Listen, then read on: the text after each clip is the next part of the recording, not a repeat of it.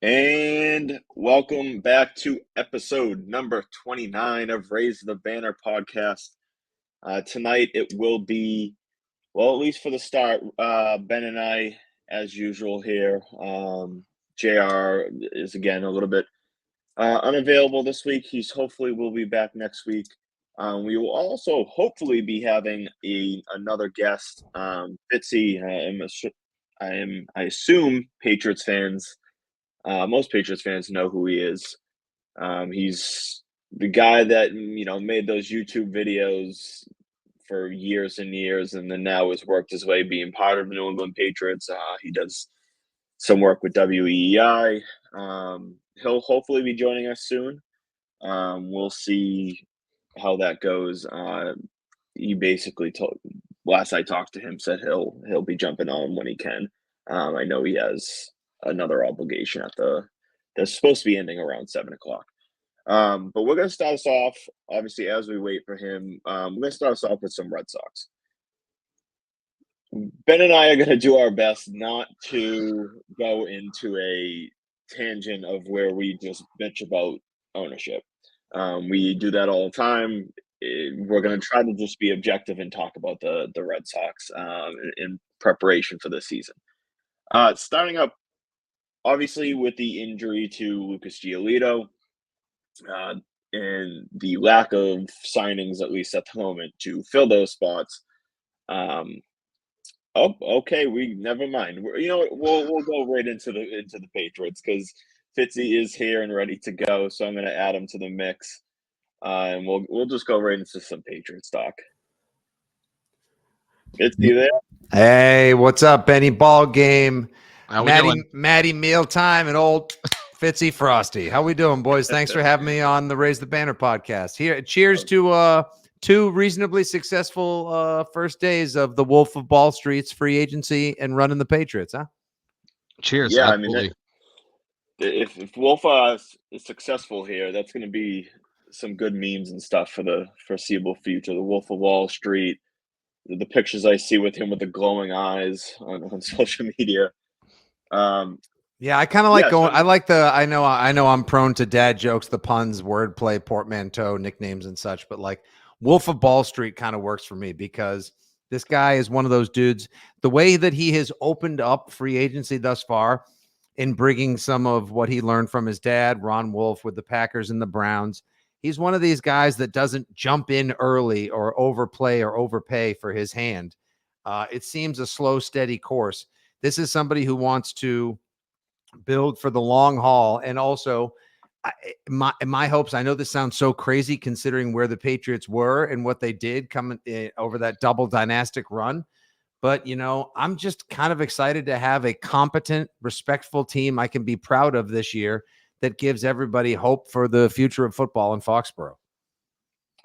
Yeah, I mean, that's kind of it's very interesting to see people's approaches and their feelings about everything that's kind of gone on in the first few days. I've noticed a lot of, okay, we're doing the same thing about Belichick as what we were doing with Belichick. Nothing's changed. All that blah blah blah blah. At the same time, like you said, I think Wolf's earned this spot.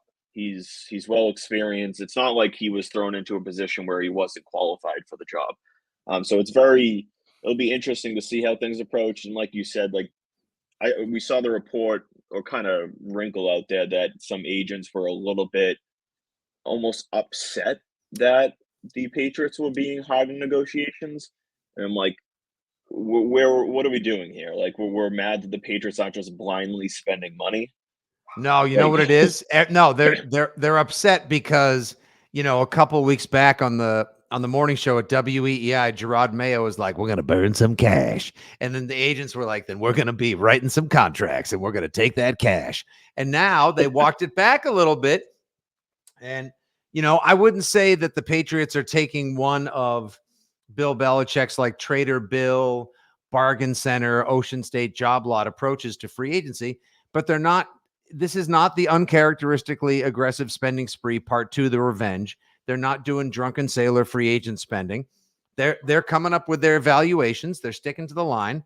And by and large, it's worked thus far. Like, okay, you lose out on Mac Wilson, but you get a Sione Takitaki. Okay, basically swapping out A for B. It looks like a good move. Mike Onwenu came back for what is pretty much market rate for a plus level guard / tackle now. I'm in on that as well. And for you mentioned Matt, you mentioned the whole idea of like, people say this is very Belichickian. That's been an adjective that has been bandied about a lot thus far. The Patriots are, I even had people clogging up my timeline. Ooh, tough day for the Belichick can't draft crowd. Like, I wouldn't necessarily say that, I mean, this is, today marks the day, the first time in 10 years since the Patriots actually re-signed somebody that was drafted in the first 3 rounds since Daron Harmon with the 1-year Uche signing today. So obviously the drafts are one of the main reasons why Belichick is looking to do TV and not, prowl the sidelines at Gillette Stadium this fall. This is a concerted, slow, steady, fiscally sound approach where there's both a season at hand and a long game at play. I'm not talking myself into liking it. I, by and large, like it so far. Yeah, I mean, I think you said it kind of perfectly. The big thing that I've noticed with kind of the general feeling of the approach is people need to recognize that this is not going to be something that gets fixed overnight. It needs to be a long-term approach. And just because we have kind of, 75, 80, 100, whatever it was to start million in cap space, doesn't mean that we need to automatically spend it. But that's kind of where I do want to start is what, obviously we saw the re-signings of the Patriots. We saw Weno back. We see Uche's back. Obviously they brought back a few others, and then they've kind of scattered a couple lower end guys. What's been whether it's re-signing or signing someone new, what's been your favorite move so far? I think my favorite move so far, Jacoby Brissett's solid. It's super unsexy. I sort of likened it last night when we were on the radio and the signing came through. Sort of like walking into a party and seeing that they have pretzel rods at first. No hummus, no mustard to even dip them in, just beer and pretzel rods. Like, all right, that'll get it done. Like I can drink, I'll drink a cold light beer and I'll have pretzels. Nothing. It's fine. Gets the job done. It's a standard American good deal. Onwenu's solid because the line is a priority, and I still want them to reach a deal with either Jonah Williams or Tyron Smith so we can have. There's no such thing as too many good tackles on an offensive line. We on the Six Rings podcast last year we referred to the way that they treated the offensive line by throwing volume and quantity as opposed to quality at the line. We called it the hobo rumble because it was just a bum fight between a bunch of dudes that really didn't have much business playing offensive line, from Vidarian Lowe to Calvin Anderson and Riley Reef, who was all washed up by that point. So I'm glad that they held on to a window, but my favorite thus far is Antonio Gibson. Now, it's not just because, oh, cool, I'm going to get the kids Antonio Gibson jerseys.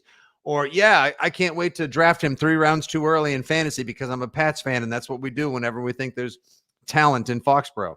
It's more about the fact that you can see that Van Pelt and McCartney and the guys running the offense along with, with Wolf and Highsmith, they see that there was a need. The Patriots have not been able to address that wide receiver running back hybrid role that was so integral to the offense for over 2 decades, and they haven't replaced it since James White, broke his hip in September 2001 in the first of 2 really terrible games for Mac Jones against the Saints in Foxborough.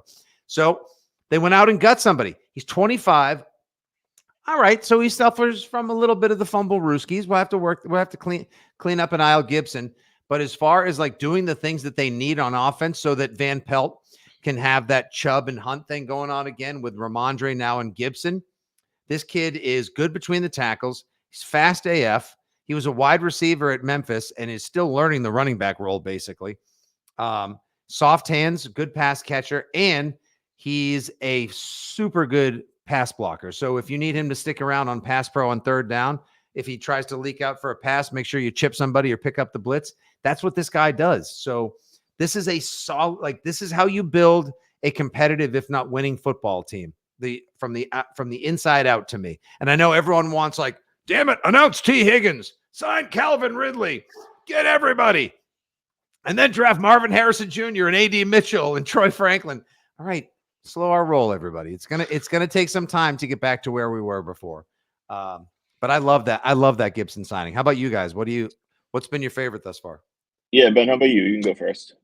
So for me, one of my high priorities in the offseason was I attacked it from the angle of I didn't want to go into the draft needing 2 offensive tackles. I didn't, knowing that it was a pretty top-heavy free agent market, it was basically Tyron Smith and maybe Onwenu if they let him get to free agency, and that it was basically it was like a hodgepodge, right? It was what guy are you going to trade for? What cast off are you going to offer a 2-year deal to? So Onwenu was my prime target. I was a little nervous. I'll fully admit, I kind of wrote off them bringing him back when Landon Dickerson landed a $21 million a year deal to play guard. And then I'm blanking on the guy's name. The Dolphins, I think, gave a Robert guard. Hunt. Thank you. Yeah, Robert Hunt. Holy smokes. By the way, what a deal for that guy. 5 years, $100 million? Yeah. So when Dickerson that came across my ticker, and I was just dumbfounded by that deal. Yeah, I heard his jaw drop from 2 towns over. Yeah, I mean, by the way, like these aren't like coupons or Groupons, like where they return to the original cash value if you don't use them. Like you can hold on to your free agency money. It was just as good today for the Texans signing Danielle Hunter before you guys went live as it was yesterday, as it will be a day or two from now as markets evolve and develop. It's okay. Yeah. So Onwenu was my number one. I really didn't think. Ben, hold on one second. Yeah. Quick little breaking news: the Carolina Panthers are trading for wide receiver Deontay Johnson from Pittsburgh Steelers. Good for them. It's a nice little splash for Carolina. It makes you think that it might be out of like the T. Higgins market, which would be a big competitor for New England if they went that route. I think they thought Deontay Johnson, he was grousing. He and Pickens were kind of going back and forth over who was the real wide receiver one. Pickens is better on the outside in the deep ball, which is obviously where Dangerous is better. He instantly becomes wide receiver one down there. That's a good pickup. Now, if he gets frustrated because they don't have a good enough offensive line and because Bryce Young just ain't it, that could turn into an issue because don't forget there was that story a couple years ago. Mitch Trubisky, who just couldn't help but be anything but Mitch Trubisky, sucked out loud so badly that Deontay Johnson punched him in the locker room. I mean, he certainly seemed to have had his issues in Pittsburgh. Yeah, I mean, basically that's kind of what we heard between him and Pickens. I think the big picture thing was they were both just incredibly frustrated with the QB play. Pickett's just not very good. And their O-line also wasn't very good. So neither of them were getting anywhere close to what they wanted to in terms of targets and in production-wise. And it just boiled over into Kenny Pickett, just little tiny, little doll hands. Yeah. The only person I have ever heard of. All right, gentlemen, I have lived for a half century. He is the only human being I have ever heard of so as to improve his chances to compete at a high level in his professional sport of choice. He had his hands stretched in the off season. I mean, if you've heard one thing, you've heard it all, Benny, huh? Yeah. I mean, it's a way to improve. But go on, Ben. What's your favorite signing? Well, so there were a couple things I wanted to throw in there with the news about Johnson going to Carolina. I wonder, because you have to wonder, right, depending on how free agency unfolds, what are the Pats going to do at 34? Are they jumping up? Are they staying pat? We all know that they need a wide receiver. We'll see what happens with Ridley. But if they really do want to go after a wide receiver, I wonder if that takes Carolina's 33rd overall pick off the board as a possible snipe, if you will. I would imagine that if somebody falls, the 2 late first round guys I have my eye on are Brian Thomas Jr. and A.D. Mitchell, which I think they're not going to fall to 33. So I think if it's one of those 2 guys and you're not sitting there wondering like, okay, am I going to get Ladd McConkey or am I going to get I don't know who else is right there. I don't know, Troy Franklin and Xavier Legette. The South Carolina kid. So, Debo Samuel 2.0. Yeah. Yes. On a DK Metcalf frame, mind you. which is absolutely insane. He runs. What time is this podcast on? It's on from 6 to midnight. If we can get Xavier Legette, that's what it's on. Yeah, it'll be on 6 to midnight for in perpetuity. The other thing, it was interesting when you brought up the Antonio Gibson signing. If there's one knock, he's been a little injury prone, so hopefully we can keep him healthy. But you brought up the whole. He's good at pass blocking. He was Pro Football Focus's third-ranked pass blocking running back last year, despite the fact that he was splitting time with a handful of other guys. So the fact that they're addressing that role is super exciting. But for me, like I said, bringing in Onwenu, especially kind of on a dime. I mean, you got him for $19 million a season. You probably had to guarantee a little bit more money to get him to agree to that. But now you either still have the option of bringing in a left tackle, or you really only go into the draft with one legitimate tackle need instead of two. So that, I think, makes things a lot easier for them in terms of what direction they want to go in addressing now left tackle. Right. And, show me on the game plan where having like three really good tackles, if you decide to play Onwenu at right tackle, you sign Jonah Williams or Tyron Smith, and you have a core of four as your swing, as opposed to the horror show that was Vidarian Lowe, who I say was almost as responsible as Mac Jones and Bill Belichick for the, tire fire that was the 2023 offense. Why not have what's wrong with a surplus of good tackles? Right. Back in the day, when Jonas Gray would run for 240 yards on a Sunday night game, and you were like, who the hell is Jonas Gray? You'd have Cam Fleming coming in as a third tight end / sixth offensive lineman, and you would just push some bitches around like that. Yeah. And that's how the Patriots, you guys, I know both of you know this. You've watched, everyone in this room has forgotten more about football today than a lot of folks that we hang out with probably know to this day. That's how it's so boring. I know everybody wants no look passes and a flick of the wrist at the goal line and 60-yard bombs and elite speed and the next Justin Jefferson. But when Alex Van Pelt said during that introductory Instagram message, I believe in the fundamentals of running the football, and running the football wins football games. He and Stefanski had a great thing going with that Chubb and Hunt combo of having pass catching running backs who weren't afraid to take it between the tackles and could do everything that your offense needed. And then you lull the defense into a false sense of security at the line. And then you start trying to win your battles over the middle and outside the numbers. I think that's what you're going to see. And if they can't find their guy, in free agency to start winning outside, then you go to the draft. Calvin Ridley, by the way, I think is 1,010% playing his hand in favor of the Jags. All those reports we saw today that, they would only owe Atlanta a third-round pick if he signs his deal with the Jaguars as of 4:01 p.m. on Wednesday. I would bet dollars to donuts that that's exactly what he's doing, because he believes in a better quarterback in Trevor Lawrence over Brissett. Okay. He knows what his role is there. He's already set up and established there. If the money's comparable and he's living in no Taxonville, if you will, why would he change things up just so he could go be wide receiver one where there's shifting winds and a shifting quarterback at play in New England? Yeah, I mean, big picture for me, just, I guess, reverting back a little bit, Onwenu has to be kind of the biggest signing for me, kind of what you guys both said.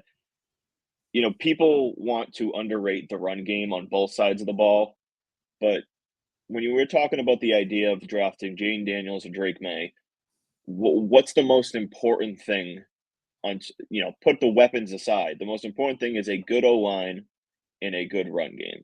If you can control a game on the run game, it makes it 10 times easier for a quarterback, especially a rookie quarterback.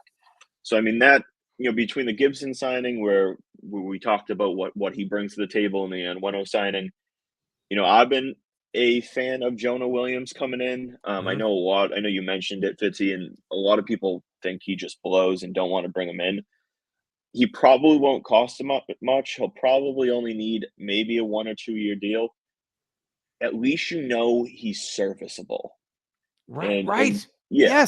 Yes. That goes back to the whole theme that we're talking about, like serviceable, dependable, a professional. He's been there. He's done that. And he's also not like closer to AARP than he is NCAA, like you did with Riley Reef and a bunch of these other guys, or dudes that only like barely would have made the XFL or the USFL or whatever the hell they call it now in the Vidarian Lows and whatever else. Like, Jonah Williams and Tyron Smith. And now Tyron Smith is old by tackle offensive line and NFL standards, but the dude is good still. Like the dude could play for a year or two until you make way to whoever your left tackle of the future is. Yeah, so that's been a big thing for me, and we've talked about it on previous pods, is that, they're not going to be able to realistically fill every hole to the point where it's like an ideal replacement. The best bet for them is to fill short-term positions, for example, left tackle, whether that's Jonah Williams, someone like Tyron Smith, and then that way they can attack the wide receiver position, and then next offseason, they can draft a tackle, mid rounds too, and see if they can develop them. But maybe next offseason, that's when you truly address the long-term need of left tackle. Because just because we have all these needs doesn't mean we're going to be tossing around money, with no regard of being, I guess, cautious and smart with it, just to fill needs in the hope that we're a mid-tier wild card team scraping to be relevant again. We have to do it but right. That would be terrific next season, though. coming off of 8-9 and 4-13, like, wouldn't you guys just love knowing that the Patriots are never outclassed really in any game, that they're never going to get boat raced, as Rich Eisen likes to say, that they're never going to get full throttled, embarrassed, and that you're not going to be watching like you're not going to have Bailey Zappi turn the ball over like on 3 consecutive drives like he did against Buffalo. You're not going to have Mac Jones back foot an interception in Frankfurt that basically seals a meme that will never die for Robert Kraft, his fate, and Bill Belichick's fate halfway across the world. To see a team play really good defense. They've lost Jalen Mills, they lost Mac Wilson, but they brought in Sione Takitaki, and I wouldn't be surprised. I know Chauncey Gardner-Johnson just went back to the Eagles, but I wouldn't be surprised if they're in on another one of the safeties as well. Like this defense, and we don't even know what the Uche comes back on a cheap deal. Who knows what the unearthed potential of Marte Mapu is. Like, this defense is going to be good. The run game is going to be good. They're going to lean on it hardcore. Jacoby Brissett's going to be, 1/3 of the Wolf Pack back here with the Wolf Pats. He's going to be a steady presence in the locker room, a mentor to whoever they draft at quarterback. And he's never going to it's never going to be like, all right, Jacoby, get out there and sling it. Throw it 70 times like Bledsoe did against Minnesota in 1994. He's going to be a game manager, which means you need to invest in the offensive line now and in the future. And maybe even, I don't know, I would have gone for 2 backs. I'd go for another running back if I can. And when it comes draft time, I'm with you guys. Invest early and heavy in a left tackle. And I would also take 2 quarterbacks in the draft as well. Yeah, so I was going to say, like, my hope for the year, right, is I just want good competitive football. If they can win 9-10 games, I mean, I really haven't, dived deep into the schedule yet, but if they can win 9-10 games and, like you said, not get blown off the field, have meaningful games early mid-season, and 60 minutes, quality 60 minutes of football. No one, like you said, no one's expecting Jacoby Brissett to light up defenses and put 40 on anybody. But if they can be competitive and they can develop guys for the future. Now, I'm a little old school with this.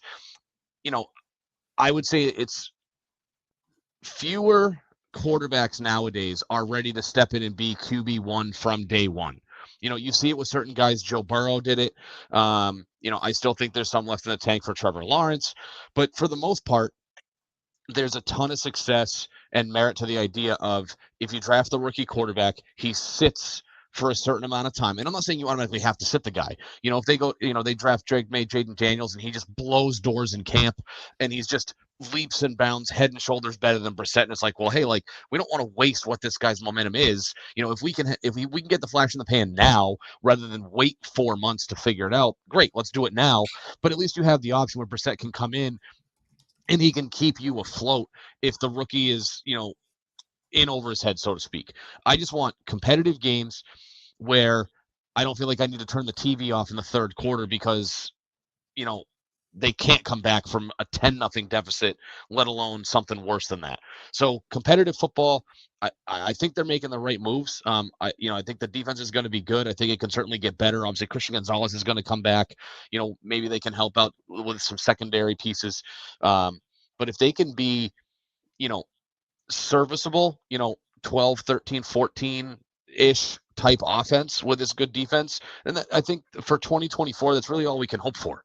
And then, 2025 is really when you kind of kick the door in and say, now we're handing the reins over to the young quarterback, and maybe you can add some weapons, and the offensive line is already in place, and that's the time when it's like, okay, like the Buffalo Bills need to move over because we're taking the division back.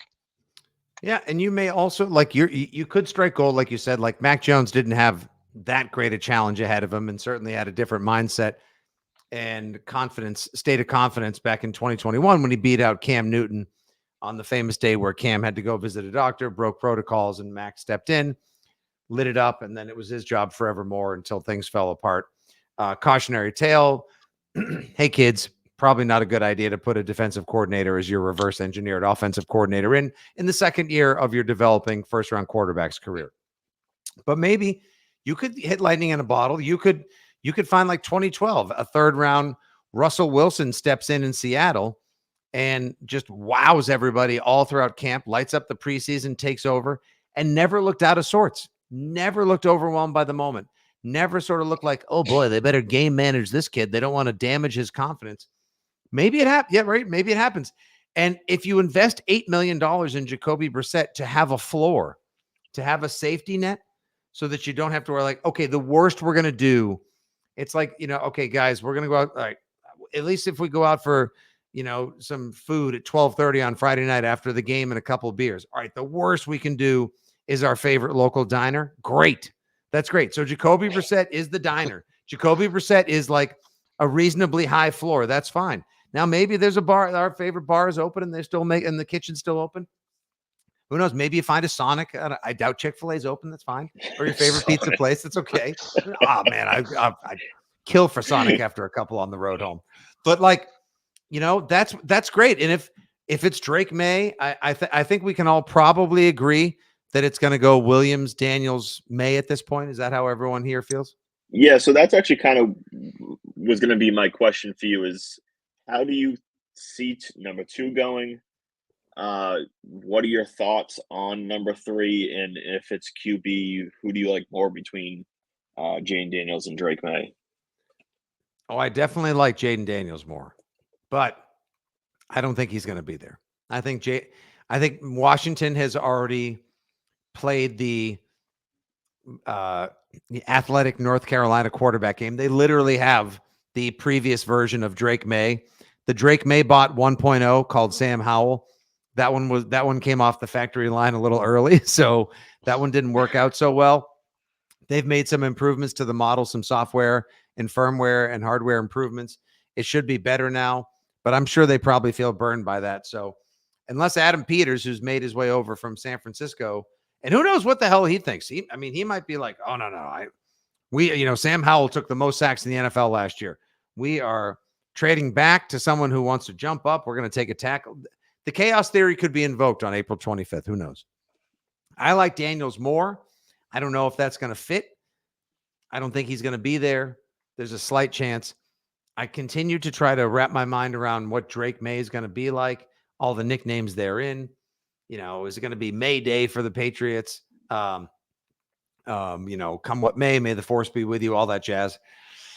He looks good. He looks good. Is that how you justify your preferences of what memes and 1,000%. Are you kidding? It's all about that. Are you kidding? 1,000%.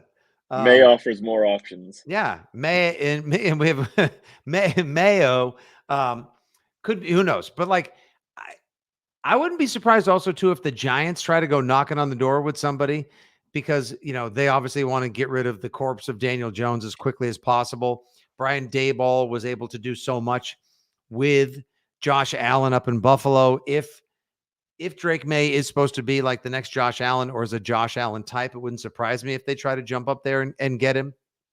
But if you get this guy, like, unless he shows up and shows out like you were talking about, Ben, earlier, and blows everybody away in camp, and you clearly see he's the best fit for the job, then slow play your hand with him.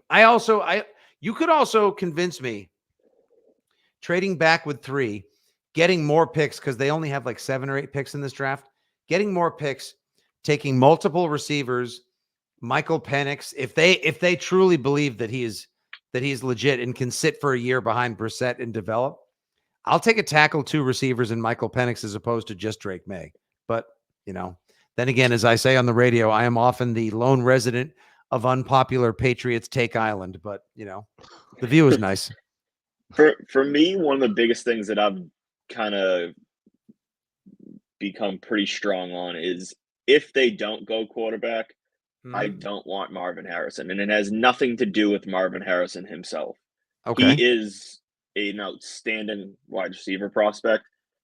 But if they just say, Daniels goes 2, we don't want Drake May, the value that they can get to trade back way overshadows, in my opinion, what they would get in Marvin Harrison.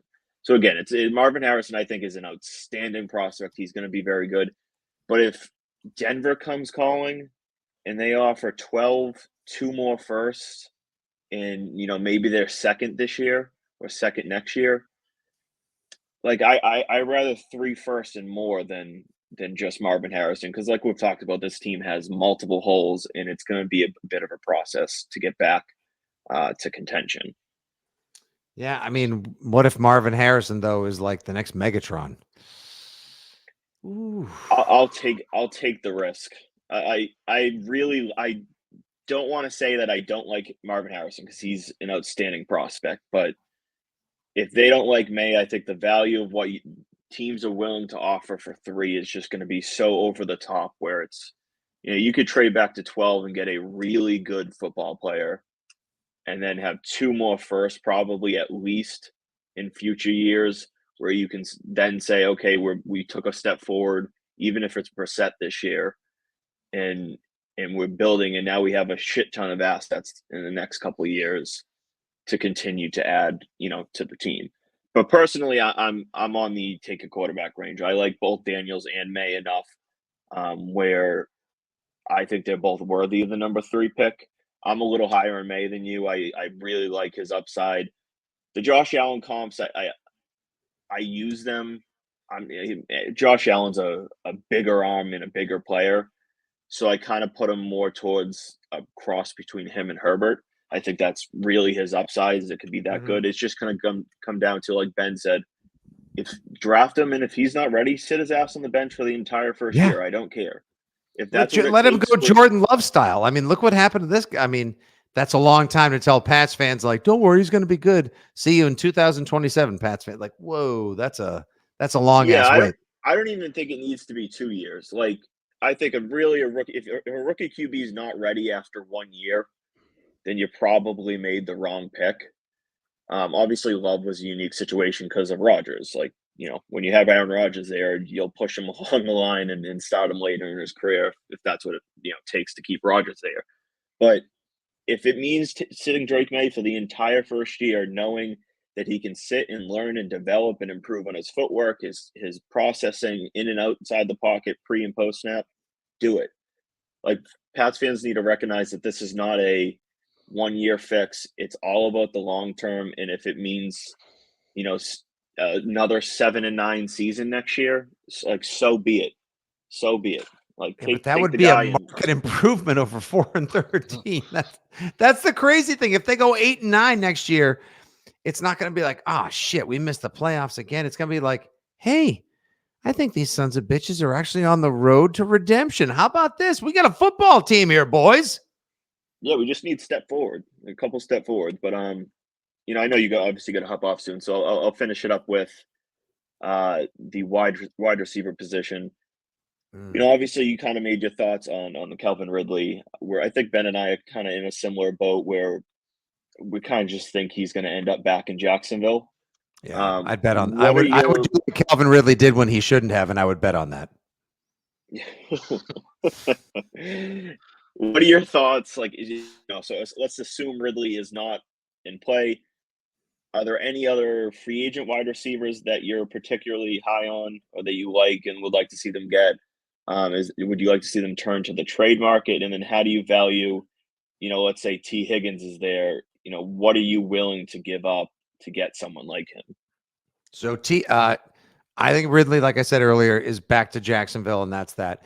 T. Higgins is going to cost you pick 34. So there's your second round pick. And I know he's the proven commodity, whereas A.D. Mitchell or Xavier Legette is not. The idea that you can get somebody and have cost control for 4 years, whereas you'll have to pay, I guarantee you, T. Higgins' agent is going to be like, cool, you want to trade for T? That's great. It's going to be 4 for 90. We'll start the dialogue there. We prefer 4 for 100 just to get the deal done. We won't block the trade at that point. We'll be happy with that. Like, you got to pay for a wide receiver 1, and he may give you Devontae Parker plus for a couple of years. That's great. Yeah, I would prefer they draft at that point. If they don't get Ridley, again, like I said, I don't think they will. At that point, just draft a couple of receivers. And if anything else, I had reported on the Rich Keefe show on Monday night, and then Doug Kyde corroborated today at the Herald that the Patriots had been in contact with the Chargers, and that Keenan Allen and Mike Williams, among many other players on the Chargers, as Jim Harbaugh don't get me looks too happy. Yeah, who would you be in on? I am Keenan. Keenan Allen is one of my favorite receivers in this league, and I'll be quick with it. He's older. He would be a rookie's best friend. Oh, best preach, Matty C. Preach. The dude needs to wear a mask and gloves and like a smock to the football field every week, because he is a surgeon as a route runner. He is so good. And look at that bounce back year he had last year at age 34, for God's sakes. The dude was awesome last year. Yeah.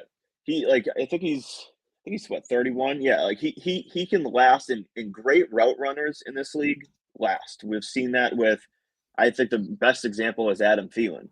Adam Thielen, everyone kind of thought was, yeah, he's 31. You're correct. That's over the edge. Yeah.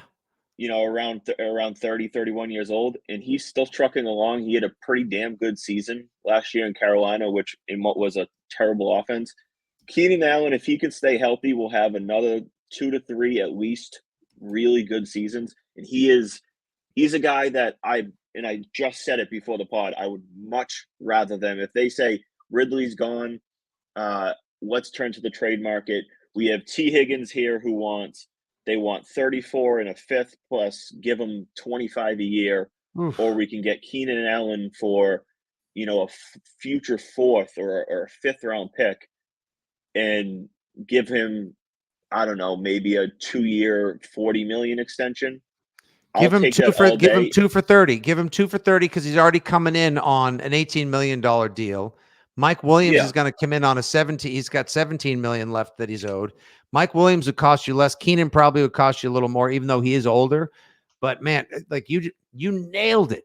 The whole idea, a rookie receiver's best friend. Here's a guy who basically has been running the Arthur Murray dance school. Like, here's Fred Astaire of wide receiver route running. This dude knows how to do. Revis even talked about how that was one of the toughest guys to cover back in the day, young Keenan Allen, because his footwork was so good, and you'd have to try to figure out a way to run his route for him, because if you give him a step, he's done and you're cooked. I love that. I would even take, if the Chargers were like, look, we got to get out of cap hell. Just give us the 6th round pick you got for Mac Jones, and we'll give you Mike Williams. I know Mike Williams spends as much time on the shelf as the elf, but you've got big and fast and dangerous. There's somebody that's going to always be accounted for. Right now, there is still nobody on this offense that a defensive coordinator or a head coach is going to lose sleep over or has to game plan for or around. If you add Keenan Allen or Mike Williams on the cheap, now suddenly maybe we're stretching things out and opening things up a little bit. So Kendrick Bourne's not the wide receiver 2 that Patriots fans tell me he is? He is. He's such a good wide receiver 3. And also, I think if anything else, you're just paying for smiles, vibes, and high fives. Yeah, I heard it today. A good phrase for Kendrick Bourne is he's like the perfect wide receiver 2.5.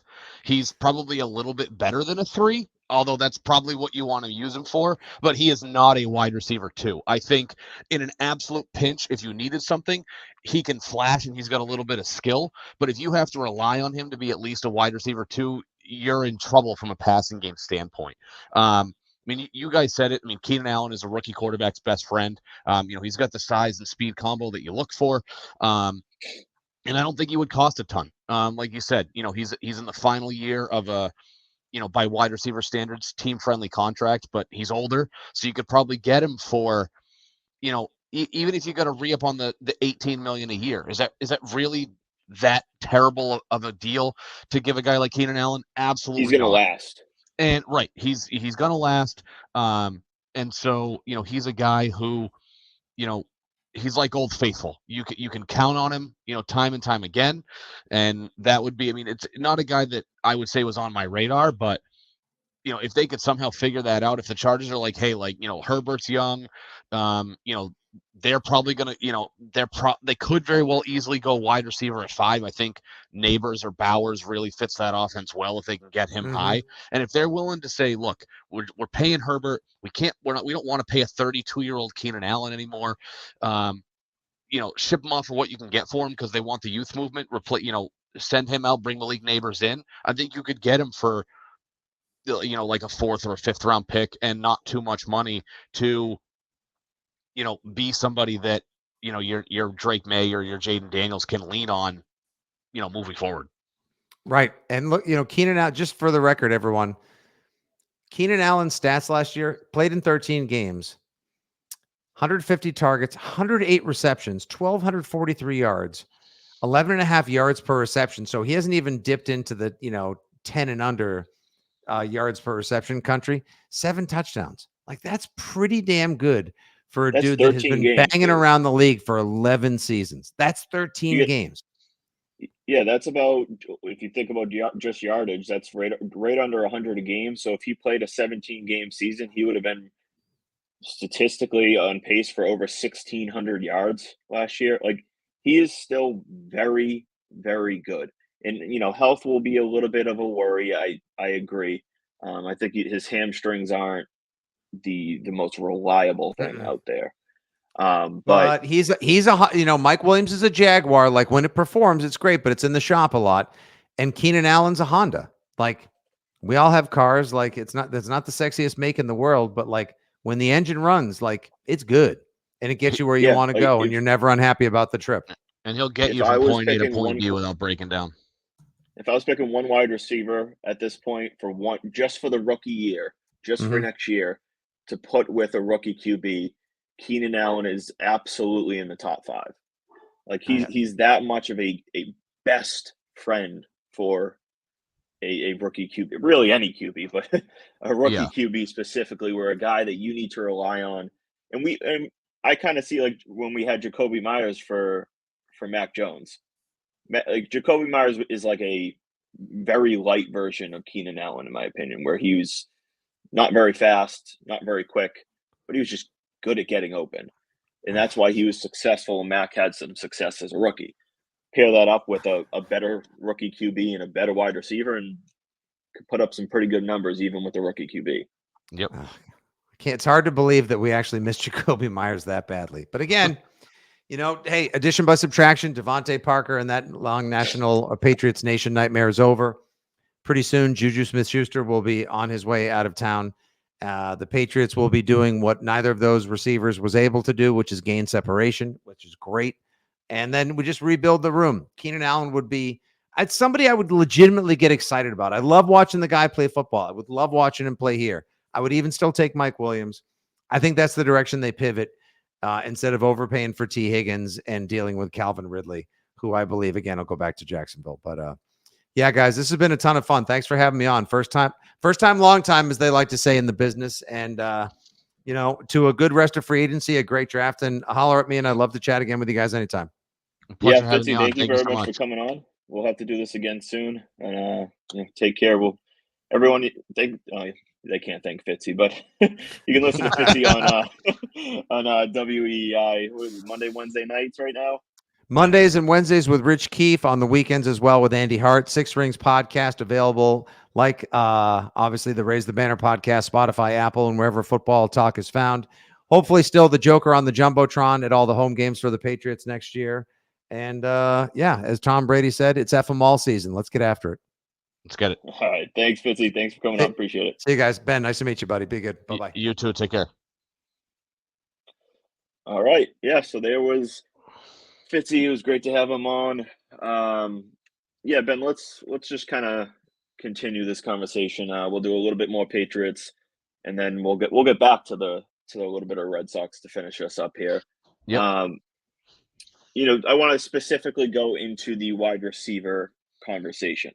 I know we're kind of on a similar boat. We're both all in on Ridley, not because we think he's a clear cut, bona fide number one, but because his price range will be reasonable, maybe a slight overpay, but he's a talent that this team desperately needs, like Yes. desperately needs. So my question is to you. We just talked about what to do if Ridley is not there. Is there any other free agent guy? And I know I asked you about Marquise Brown specifically before the pod. Is there anybody that you like to bring in? And whether they go another option via trade or the draft, that's a different story. But are there any other free agents that you like enough to where you feel like it would be worthy of bringing them in? So I guess really no. I mean, Marquise Brown is a guy that I would certainly target. I and I don't even know how hard I'd really go after him. Reach out and say, hey, we have a need. This is what we're willing to offer. What do you say? I don't think this is one of those snap decisions where, if you ultimately lose out on Ridley, which, I'm in that camp. I think, he's waiting until 4 o'clock in 1 second in order to sign that Jaguars deal, so that he wants to be there, and he's more than happy to do right by them, so that they don't have to give up a second round pick. They just give up the third round pick to Atlanta. I don't think this is one of those snap decisions where if they lose out on him, they all of a sudden start picking up the phone and calling people and offering them above market value because they're like, oh my God, we didn't get a wide receiver. The top three guys never hit the market. Now we have to trade for T. Higgins and pay him all this money. I don't know about you. We've talked about this kind of off the record. Higgins, to me at least, is kind of that, like, he's a bottom tier wide receiver one, if that makes sense. I He's just kind of struggle to trust him as being the one. And I don't know if that's because I'm in the mirage of him with, Jefferson there and all that, or, Chase. in some of the games where I looked up his numbers without Jamar on the field, games that Jamar's missed. They were a little bit better than I thought, but I don't know, I just don't trust him to be the one. So the idea to give up 34 and I would Probably probably say maybe a little more. Yeah, probably. Well, and I don't know as if it would be, and it would really depend on the contract. I mean, I know obviously, what we would pay T. Higgins in a new extension has no bearing on what the Bengals would want to accept in a trade, right? But you figure the starting point is pick 34. Whether it costs, an additional fifth round pick, who really knows? But for me is, I do like the talent a lot. To me, he's I know I said like Bourne is a good like wide receiver 2.5. T. Higgins is almost like a wide receiver 1.5. He's not a bona fide true number one. I would say that he's probably near that, like, he's a fringe wide receiver one. That's why I said kind of like the bottom of that tier one wide receiver one Mhm. type list. He's certainly a high end second tier wide receiver type of two guy. Um, I really think that, they're better off if, whether it's moving up into the late first for a guy like Brian Thomas Jr. or A.D. Mitchell, you can get somebody who they're not T. Higgins right away, but you can get somebody who's cost controlled, especially if you jump up into the late first. You have the option of having them for 5 years. Now, granted, the fifth year is going to be a lot pricier because you talk about fifth-year options, but I mean, I'd be fine with Marquise Brown. He doesn't, he's like maybe like one step up from Bourne. He's a I think he's like a decent, solidified two. yeah, he's a decent two. He may flash every once in a while, but he's a guy that, he can be the two. And in terms of, the skill set too, right? Like,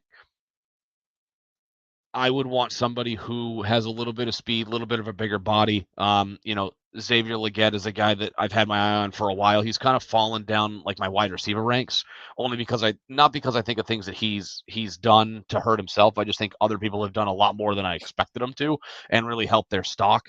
But when you got a guy, and I don't have the 40 time in front of me, but when you have a guy who's 6'2", 225, and he's running like a 4.40 or a 4.4, 4.3, somewhere in that range, that's, you can't really teach that. So, if you can get somebody like that, great. But I'm not going to blow the doors off of somebody with an offer if they don't land Calvin Ridley. We'll find out about that in what, probably within the next 24 hours. Yeah, 20 hours, whatever it is. It's almost 8:00 here. So 4:01 tomorrow. Like we said, probably hear that he's going back to Jacksonville, and I'd be fine with Brown, but I don't want them to all of a sudden throw a boatload of money at him because they have it and they feel the need to. And I don't think they would either. Wolf has done. He stayed kind of calm, cool, and collected. He hasn't really been jumping out of his pants at certain free agents. I think that he made the right offers, and they're really sticking to the line, like Fitzy said. That they're not just spending to spend, which I think was the mistake a few years ago. They kind of spent to spend. Whereas you have to be a little bit methodical about it, and you have to spend. It's okay to spend, but if you spend correctly, obviously, a lot easier said than done. I don't really expect Wolf to really do that because he hasn't. It's not his MO. So, would I like Brown? Sure, but I would say it's way more likely that they go out and trade for somebody or shift their focus and spend on the offensive line so that pick 34 becomes the wide receiver you want to pair with who you get at 3. Yeah, and I think, and I brought this up, if Ridley does in fact go back to Jacksonville, I posted about this, that the idea of maybe going to Marquise Brown and saying, okay, listen, like the draft class is loaded this year, your market clearly isn't what it should be. We'll give you a 1-year loaded offer. And by loaded I mean like And 1 year. Who are you talking about? Marquise Brown. We'll give you Okay. 1 year, 14 million base with incentives to get up to like 18 million. Something that, at least 2 or 3 million that he's probably would get on a multi-year deal, and say, okay, we'll give you a real chance to get up to 18 million, make more than what you would in a per year basis, and then you can hit free agency again next year. And if you do that, Right. we talk about the, if you don't get Ridley, the possibility that you get a bona fide number one, and not even that Ridley was that, but a number one obviously decreases unless you're going to make a big trade. Marquise Brown, while he's not a wide receiver one, would come in and provide, and this is assuming you're going rookie at 3 or Right. whatever, that he's at least a guy that is good, like actually good. He's not a 1, he's a solid 2, but he's a legit 2. He's not a Kendrick Bourne 2 where he's Correct. actually a wide receiver 3 and everybody just wants to tell themselves that he's a wide receiver 2. Yeah. Marquise Brown's a legit 2. So going Yeah. in and bringing him for 1 year and then saying, we'll reassess next year on both sides of this. Maybe it's a marriage that can work long time, but the Pats get someone reliable for a rookie, and then they're not locking up money long term to a guy that Brown's kind of that guy where it's like, he's good. Do I want to commit 3 or 4 years to him? Kind of maybe not type of deal. He's like the prime overpay type of guy where teams will give, a 4-year, $65 million contract and regret it after year 1. Yeah. So I was just looking up his numbers while you were talking. So he's a little on the smaller side, but I don't like that's less my concern. So he just completed his 5th year. The Arizona Cardinals picked up the 5th year option on his rookie contract. So he is going to be, he's 26 now. I don't know when he turns 27. It is later on this season. So if you could get him, on a super short-term deal, I mean, his 5th year option, granted, we're talking about a 5th year option, was 13.4 million. He got hurt, so the number I think actually dropped. It says that they only paid him $5 million in cash, despite the fact that it was a 5th year option, which is supposed to be fully guaranteed. But I think because he got hurt, it was a different situation. Not all. I don't know if there was just, it wasn't fully guaranteed even with an injury clause. But I think that and even if it's a little bit more, say it has to be a $15 million deal, for a solid wide receiver 2. I mean, that's not bad money for a solid wide receiver 2 on a prove it deal where he can go back to, on a prove it deal, he can go back to free agency at 28 and try to cash in. Even if, maybe it's even a 2-year deal where, kind of like what they did with JC Jackson.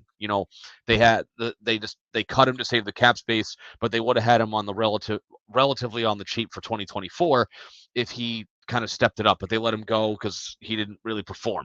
Even if you do like a 2-year deal for Brown where it's like, hey, if you perform, it'll be worth it for you to stay here for a second year. But if you don't perform, then at least the team's not going to be hamstrung. I think you're better off on a 1-term deal, which gives them the option to prove it and go get a legitimate long-term deal for the next offseason. But the more I think about it, if they don't address wide receiver in like anymore, right? And I'm not saying that even if they do, it changes plans at 34. But if they don't address wide receiver at all, and they say they pivot to offensive line, I think that they're more than happy to take somebody either early second or jump up into the late first. Somebody like Baltimore. I think if you jump Baltimore or jump Buffalo, you can probably, say you jump up and you trade up with Arizona and you jump up to 27 because you know that, A.D. Mitchell or Ladd McConkey is not falling out of the first round.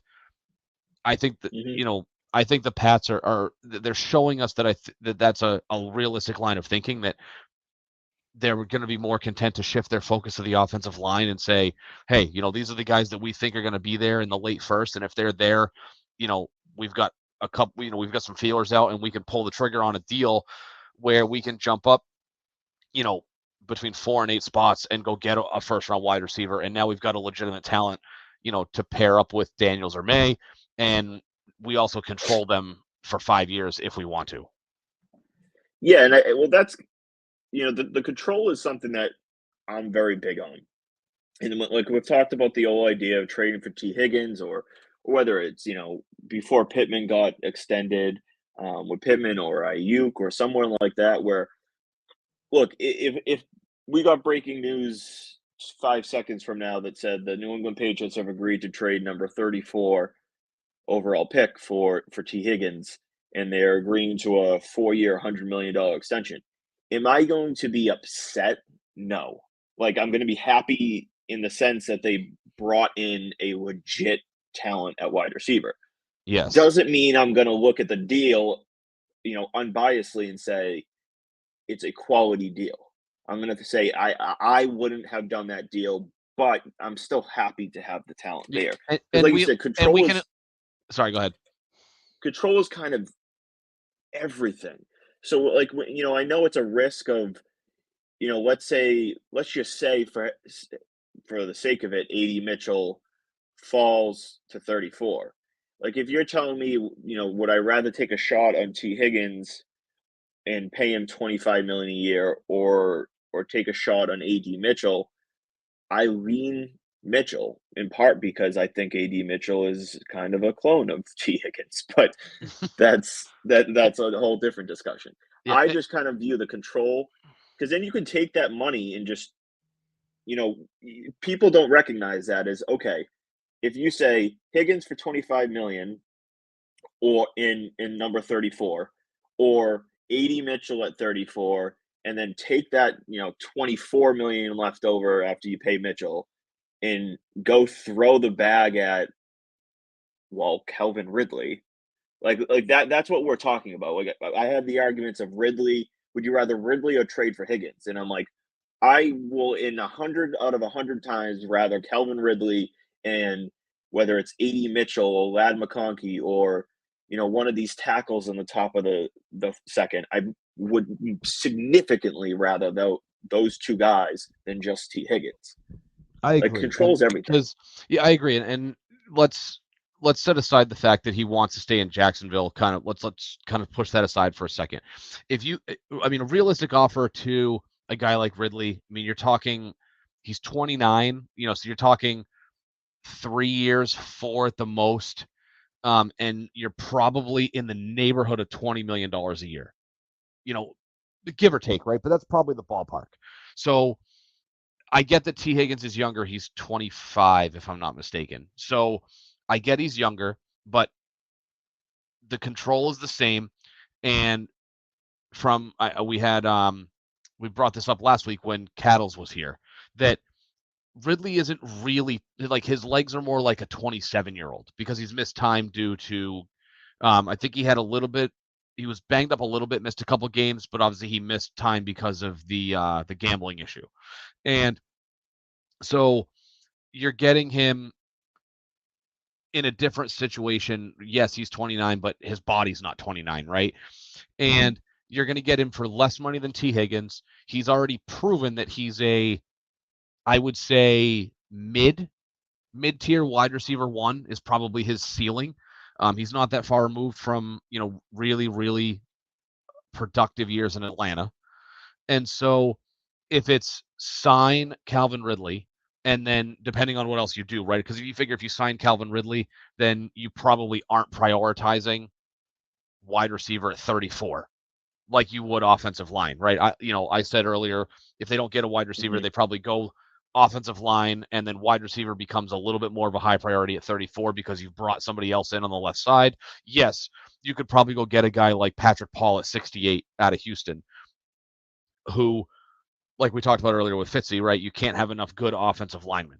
And if they do the opposite, right, they pay Ridley, then they can turn their focus where they can get somebody like, just because I know he'll be there, you could get somebody like a Jordan Morgan out of Arizona at 34. If he fell enough, maybe you move up a little bit and you go get Graham Barton, who is a tackle guard hybrid out of Duke. You can do one of those two things, or maybe somebody, we've talked about Mims out of Oklahoma, Georgia, right? Yeah. And where, people, you could see him as high as 10 or as late as the early first, late first, early second round. He's kind of all over the place. So, it's, if they can get Ridley and then address tackle, or, at late in the first, early in the second, you can still go get a guy. You could probably, in the early third at 68, you can go get a guy like a Brendan Rice or a Jamari Thrash or a Ricky Pearsall type of talent who is a solid slot guy. So, I'm with you. I would much rather a, Ridley signing and then, a tackle at 34, or, spend on the offensive line and then you get a legit wide receiver late first, early second, any day over trading 34 for T. Higgins, because you're, in all likelihood, he's going to want wide receiver one money, which you're talking 5 years at $23 to $25 million a season. Yeah, and I think most everybody's should be at least planning for a QB at 3. Part of what I have been seeing in, obviously mocks and mock drafts, and it's tough to really predict. I even like the idea, and I know Fitzy brought this up, that we could use more picks. We have a lot of holes. We could use more picks. Yep. One trade that I noticed that I put together in a mock was like the idea of trading number 34 back to Green Bay. I think they're at 41, 42. Send a 2025 fifth and get like 91, I think they have. Like something like that, where it's 34 and a future fifth for like 42 and a 91 type of deal. Where they move back, 7, 8 spots. Who's at 42? Is it Minnesota? I'm talking Green Bay. So they're at Green Bay. 41, 42, one of those two. Okay. And then they get another pick in the 90s. Some of the projections of guys in that range, I really like. We're talking like there's some tight end options. There's certainly wide receiver options. There's going to be some tackle options. I would be open to moving back from 34. In the mock that I did, it was move back from 34. I want to say it was to 41, and I took Xavier Worthy at 41. And then with that, we got the 91st or whatever pick, and I took Mac and Calvis, the tackle out of Pittsburgh. Yep.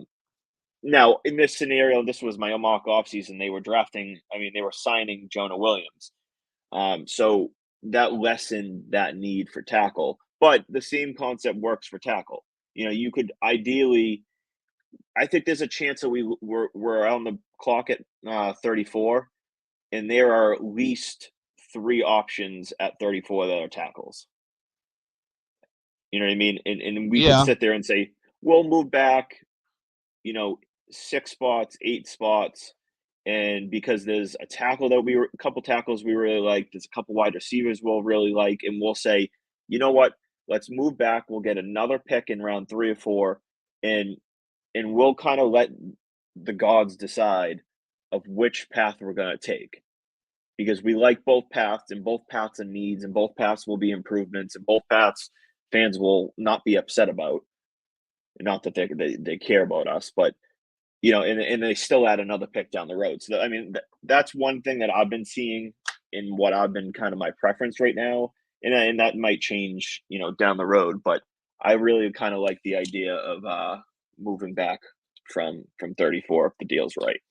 Yeah, and I think obviously the remainder of free agency has to play out in order to kind of see what kind of direction they're going to go in, because they can still go Yeah. in multiple directions, right? There was and I'll use a phrase that you hear a lot on the afternoon show on 98.5, where you have a brown check mark on Twitter had floated the idea that, I guess, and you shared this with me, that the Patriots had been linked to Hassan Reddick out of Philly. And they did talk about making a splash defensively and ending up getting somebody that they felt was a immediate impact, elite starting caliber talent. So there's still plenty of opportunities to make moves out there. So it's really going to dictate what happens, obviously, come draft day. I would say if they're able to get a wide receiver, I think trading, or if they're not able to get a wide receiver, I would say that trading back from 34 becomes very, very likely, because I think that, if say, we'll play out a scenario, right? So let's say Minnesota misses out on JJ McCarthy. The top the first 3 quarterbacks go 1, 2, 3, and say, the Broncos end up trading up somewhere, and they trade up and they take JJ McCarthy. So now a first round quarterback is really off the board for Minnesota. In all likelihood, the next kind of 3 guys, however you want to rank them, Nix, Rattler, Penix, are all going to be in that late to mid second round tier. If they're really high on one of those guys, say it's Michael Penix, I could see Minnesota making a move up, where if the Pats are like, okay, well, we like, these second tier wide receivers, we really don't have a favorite. We'd be happy with any one of them. I could see them moving back and taking a Xavier Legette, a Xavier Worthy, and Troy Franklin might be there. I'm not sure. But then getting, whether it's that kid out of Pitt, or if you're really high on Patrick Paul out of Houston, like, you could do so much. You could still get your wide receiver and your tackle, and you still have pick 68, where maybe I think a guy that I haven't seen him mock to the Pats a ton, but the edge rusher out of UCLA, Murphy is his last name. I could, they need an edge rusher, so maybe if they do that, maybe they pull a rabbit out of the hat and they surprise us all with who they pick in the 3rd round. Yeah, I mean, big picture, I know I've been very vocal with this to you, and just saying it, that the Pats fans need to recognize is, first of all, we need to not go into this draft, no matter what they do in free agency over the next 6 weeks, expecting them to take like 7 straight offensive players. Like, it's just not going to happen.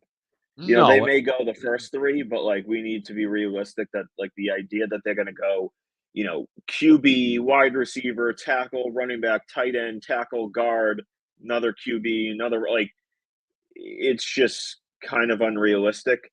yeah, But yeah, I mean, just looking at like the options at 34, like if we're sitting here and we're saying, okay, at number 34, like, let's say AD Mitchell and McConkey are gone.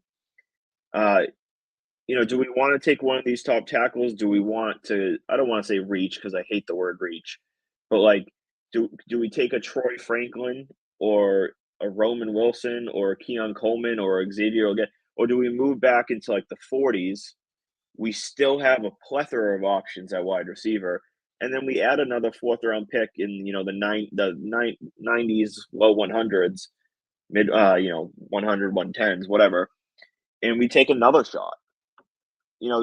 Take another shot at wide receiver, draft two of them, or there's your excuse to draft two tackles, or you have another example, another position where you can fill a need.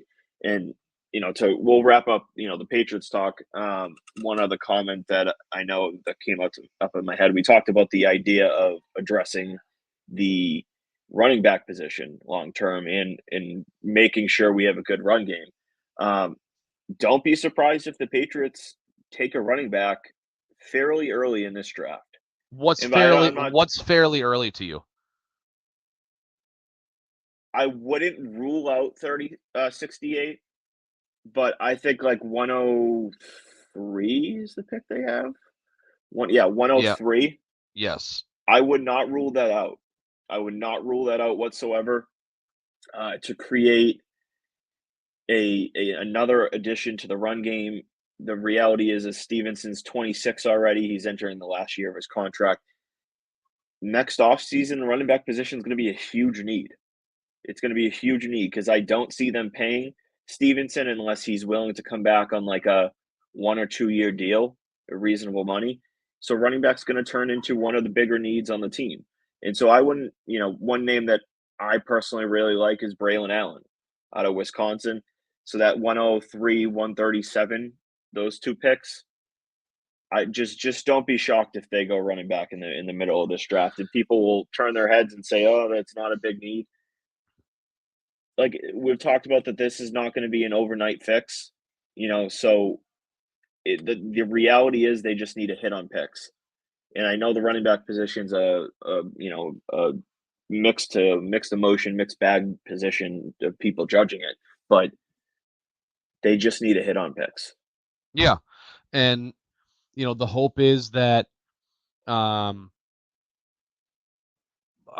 talked about this. I don't know if we've brought it up on here, but I know we've kind of talked off the record about their philosophy change on how they're going to evaluate and rank their big board, where it's not going to be the way that it was in the past. That it's a shift, and what that shift is, there's some speculation about what it might look like, where it tends to lean more towards best available, and the quote unquote like fit aspect of it is not necessarily as prioritized as it once was. Yeah. Get talent. Right, talent. And there's something to be said about that. Obviously the team needs a ton of talent. And there's more work to be done, but I would almost lean that if you take the best available player, especially at skill positions, right? We talk about how offensive linemen have incredibly high floors, and they're the safest, arguably the safest players to pick in the draft, and they certainly don't move the needle. They're not sexy picks by any stretch of the imagination. But if you're best available, if you're looking to add skill positions and you have a guy that if your options are, okay, we can take AD Mitchell at 34, or we can trade back to get somebody like Roman Wilson at say they trade back to Minnesota. I was just looking it up. So Minnesota, if you were to trade back with them, you'd realistically be getting 42 and 100 are their next two picks. So you figure if you're going to trade back, that means you can still get your you can probably get a Xavier Worthy or a Xavier Legette or a Roman Wilson type of player. But then are you really going to sacrifice? Like, in my opinion, I think AD Mitchell is, I think he's my 5th ranked wide receiver. Are you really going to pass on that kind of a talent just so you can get like the 9th best wide receiver and a tackle? Like that's I don't know if I'd want to do that at this point. I'd almost rather say, hey, you can get a tackle at 68, because you're probably not trading back in the 2nd round and getting a pick higher than 68. You're not getting a pick, you're not getting something in the 40s and 50s. You're going to get something that's in the 40s and something after 68 anyway. So if the tackle's going to be available if the tackle's going to be available at 68, like, to me, there's really unless you get an offer that's just too good to refuse, I would rather take a guy like AD Mitchell than trade back just because you can add picks later on in the draft. Yeah, it's going to be about what players are available. Obviously, if 34 comes around and they're AD Mitchell or one of the tackles, whether it's Fontanu or Guyton or Morgan or whatever, if they have a guy with that's like jumping off their board, like we had them as the 22nd ranked guy, and he's sitting here at 34. Take him, just take him. Right. My concept of 34 is, I think they'll get to that point, and who knows? Players fall and past what we expect, but 34 could come and they'll say, we're sitting here at 34, and there's like 4, 5, 6 guys that we really like. Let's move back, add another pick, and because we trust that we'll get at least one of these guys at 40, 41, 42. Again, like I'm a big believer of go and get the guys you like, but at the same time, you got to weigh the balance of, do I like this guy where it's worthy of taking it, or do I like moving back and I like this other guy too that I know I can get 5 or 6 picks back. But yeah, we'll finish up with the Patriots there. Let's do about 10, 15 minutes of the Boston Red Sox. We were going to be doing to start, and now we're finishing up. Yeah, I mean, so the Red Sox, plain and simple, they're in a pretty rough spot, but we're not going to dive deep into that all again because it's just a recycling our thoughts. The rotation's in not a great spot. It currently stands. You have Brandon Bello, who is locked in. Nick Pivetta is locked in. Cutter Crawford is borderline locked in. After that, I don't know. Seemingly, how things have been playing out in spring training is Garrett Whitlock would be your number 4, and the mighty Cooper Criswell will be your number 5. They have seemingly been keeping Houck and Winkowski in the bullpen. What are your thoughts on this 4 and 5 spot? Do you prefer Houck or Winkowski in there? What are your thoughts on that? I don't know as if I would prefer one over the other. You mentioned Whitlock. I really don't love him in the rotation. I think that ship has kind of sailed. I still think there's people out there that still want to throw a couple logs on the fire and see if it can burn with him as a starter. I'm just not there anymore. Like you said, Bayo, Pivetta, and Cutter Crawford are solidified in my opinion. And I think that, Houck is a guy that can certainly do it. I don't know if he's a guy that I don't love him. He's good, not great, but he has been in the rotation, and I shy away from the idea of saying that he succeeded in the rotation, but he certainly hasn't been a monumental failure in the rotation. So for me, it's Houck. I think he's got the stuff that he can do it. And then, just be a guy that, can kind of keep him afloat. So that's where I would go. I mean, Winkowski, fine. I think, obviously they're in a pretty rough spot because the only guy they signed is done for the year. He had, Lucas Giolito had surgery today. Not quite sure what he had. I haven't heard anything, Matt. I don't know if you've heard anything about what he had. That's another topic. It's either going to be full Tommy John, which means he'll probably be out until mid 2025, or if he just needs the brace, that's generally about 6 months for, I think, positional players is a target rate. For pitchers, 8 to 10 months. But that would bring him back. Obviously, 12 months from now, we'll be in the same spot. They'll bring him back for the start of next year. But right. Yeah, no, I mean, I'm in a similar boat. Like realistically, Houck, Winkowski, and Whitlock, I don't want any of them in the rotation. I think they're all best spots are in the bullpen. If you had to ask me, I had to pick one of the 3 in the rotation, it's probably Tanner Houck. And that's for someone who, like I just said, really believes that Tanner Houck should be in the bullpen. If you ask me, my second option is Josh Winkowski. I rather give him a shot in the back in the rotation. I know he kind of was that in his first year, like testing in the majors. I just don't buy Whitlock as a starter anymore. I just don't think he can stay healthy anymore, to the point where you want to be throwing him out there going 5, 6, 7 innings every fifth day. I think his best spot is in the bullpen, going 1 to 3 innings 2 or 3 times a week. That's just how I want to. I want to see it. I don't think. I mean, like I said, we're not going to get into the whole everything big picture, but this has the opportunity. We're looking at a potential. Just the Boston Red Sox are out of the mix by the end of May. Like, yeah, and I'm an optimist, and like there is. I believe in Nick Pivetta. I believe in Cutter Crawford. I believe in Bello. The bats in this lineup are. I think there are some bats that are very underrated and could have great years, and maybe they do, and this team like stays afloat going into July and August. But this rotation, no matter how like good, and I think this bullpen can be. Also, just shut out Slayton, the guy that they got in the Rule 5 draft. He's looked great. Great. He's been as good as you could have hoped for so far in spring training, and he looks like he's going to be a bullpen piece. But this rotation is going to be a struggle, and we're going to be in for long nights. There's one thing if the number 4 or 5 were where they at if you had like a very legit 1-2, but we don't have a very legit 1-2, and we still have this bottom of the barrel trying to figure out who are not even just fifth starters, but also our fourth. yep. It's kind of a shit show. But next up, and we'll finish up with this, the decision on Rafaela. He has been, I think, going into spring training, if you could have hoped of what you would see from him as a whole. I mean, he's still swinging a little too much, but as a whole, he's kind of looked as good as you could have hoped for.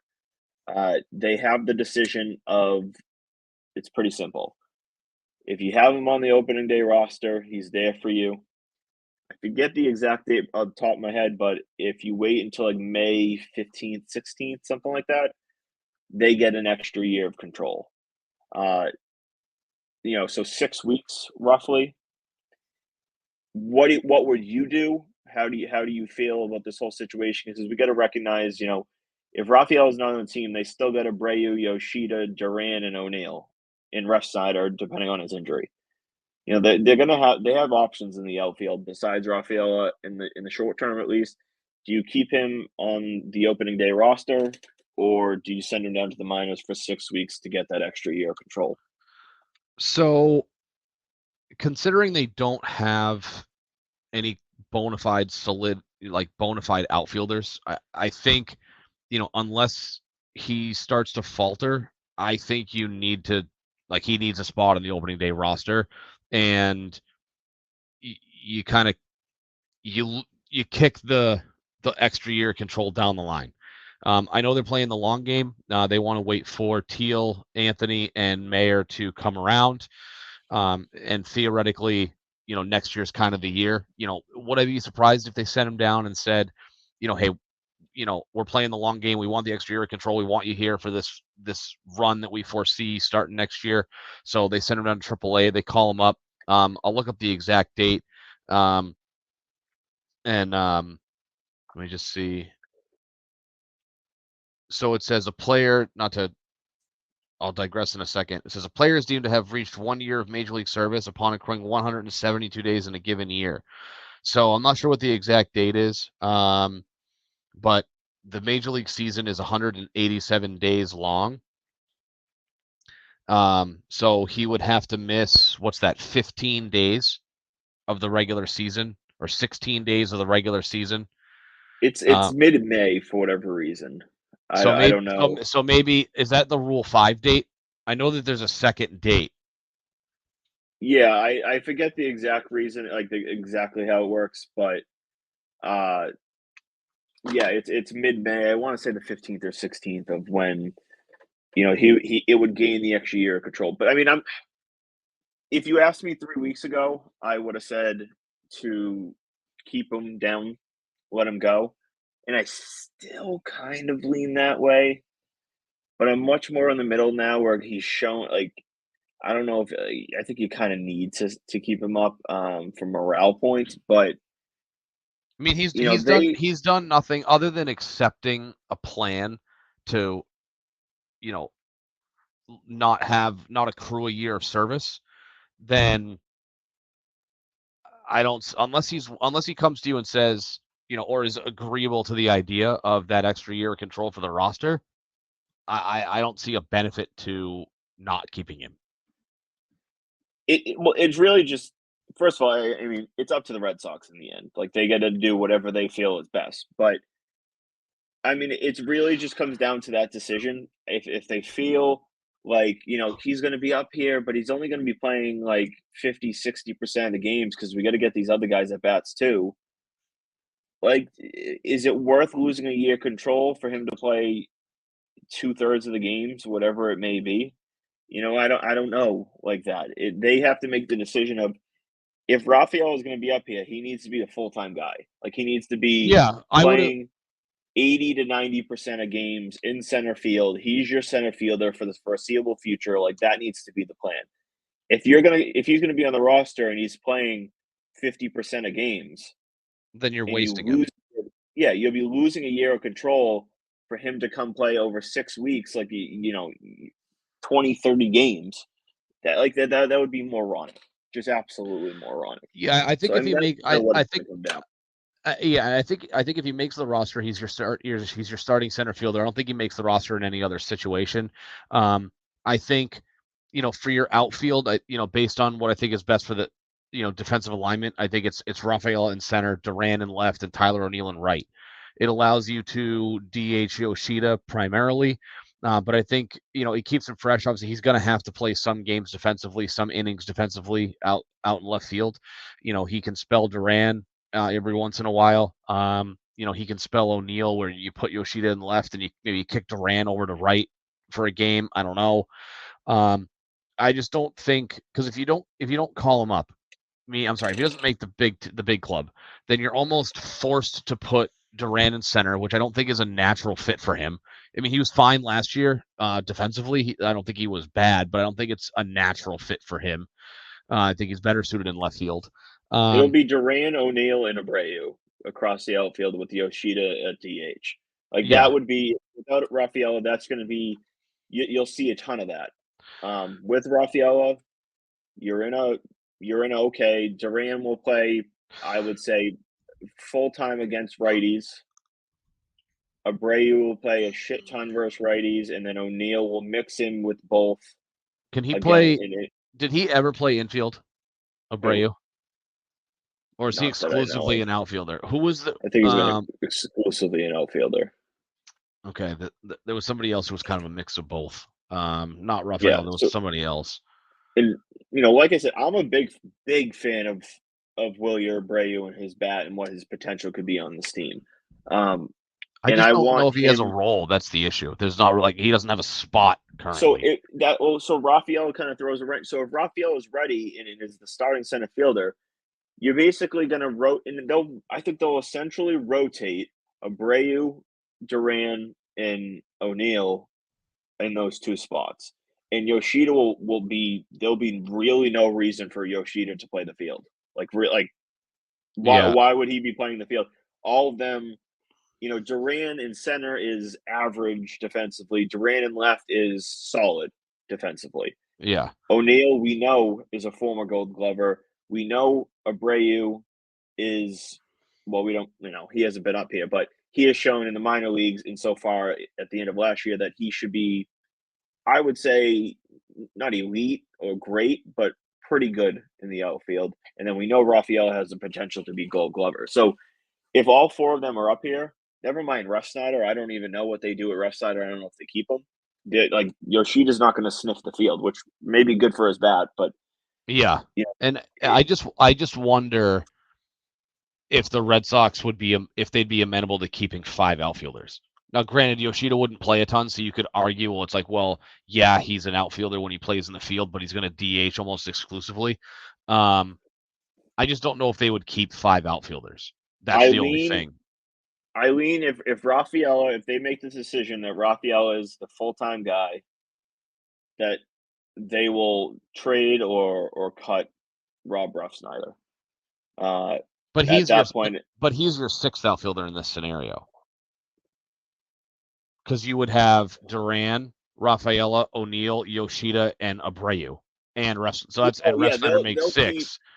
So I just don't know if they keep all five. I just don't know. I don't know if they would. It's not. I'd have to look back, but I feel like 5 outfielders is not a common thing teams do. When one of them is going to be your full-time DH, they certainly can. Right. Especially knowing that in a pinch, Rafael, not even in a pinch, if needed, like if Trevor Story goes down, Rafael can transition and be your shortstop type of thing. You know, it's a little. I get what you're saying because Yoshida, Abreu, O'Neill, Duran, they all are more exclusively just outfielders. I know Duran played, second base, I guess, in the minors for a little bit, but Rafael at least gives you that flexibility that if they want to, and I don't think we'll see it, but with Grissom down early, we could see a game or two where Rafael is at second base. Like I wouldn't. And early I don't on, bet on it, but I wouldn't rule it out completely. Well, if Grissom's gonna miss time, who plays second base? At this point, I think it will be Pablo Reyes until he gets back. People have been pushing Valdez. The reality with Valdez is I think as bad as MLB ready to be a decent major league hitter, his defense blows, man. It blows. He's not a serviceable defender. He's going to be a guy that's going to be like, we're upset about Rafael Devers' defense. His defense might be worse at second base. He's just not a major league defender. So his really only path, it seems to be, is going to be a DH, and there's just not really a spot on this team. So I think Valdez starts the season maybe as the backup second baseman. And then when Grissom's up here, he goes down to the minors, and it's just kind of that. I would be in support of dumping Valdez while they still can, and I would even bring Nick Sogard, who's like a utility 4A type guy, up to be the backup as well, because I know he's at least good defensively. But we'll leave it at that. We've gone, as usual, well over what we kind of hoped for, but at this point, we should just start telling people to plan on 90 minutes. Yeah. So we're at 92 minutes, but yeah. So thank you everybody for listening. Fitzy, again, thank you for coming on. We appreciate it. It was obviously a great time having you on here. Pleasure. Thank you. Yeah, we've had a good couple weeks, good couple guests with Nick Cattles and Fitzy. We'll be back next week. Hopefully JR can join us next week. His work schedule's been all over the place, filling in for some other people. But until next time, take care and raise the banner. Have a good night.